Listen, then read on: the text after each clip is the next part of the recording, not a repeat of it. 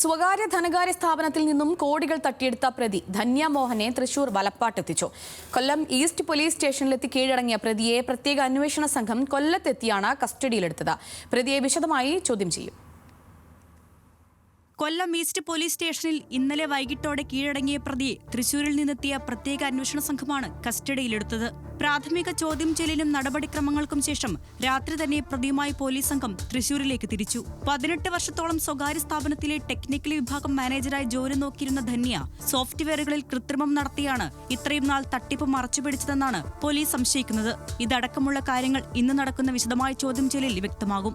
തൃശൂർ വലപ്പാട്ടെ സ്വകാര്യ ധനകാര്യ സ്ഥാപനത്തിൽ നിന്നും ബന്ധുക്കളുടെ അക്കൗണ്ടുകളിലേക്ക് കൂടി പണം ട്രാൻസ്ഫർ ചെയ്തതിനാൽ ഇവരെയും പ്രതി ചേർക്കുന്നതിനെക്കുറിച്ച് പോലീസ് ആലോചിക്കുന്നുണ്ട്. എന്നാൽ സ്ഥാപനത്തിൽ നടക്കുന്ന തെളിവെടുപ്പിനും ബാങ്ക് അക്കൗണ്ടുകൾ കേന്ദ്രീകരിച്ച് നടത്തുന്ന പരിശോധനകൾക്കും ശേഷമാകും ഇക്കാര്യത്തിൽ അന്തിമ തീരുമാനമെടുക്കുക.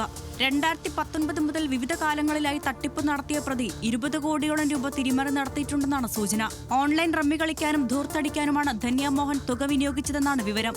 വർഷങ്ങളായി തൃശൂരിൽ സ്ഥിരതാമസമാക്കിയ പ്രതിക്ക് വലപ്പാട് പുതിയ വീടും ആഡംബര വാഹനവുമുണ്ട്. ന്യൂസ് മലയാളം, തൃശൂർ.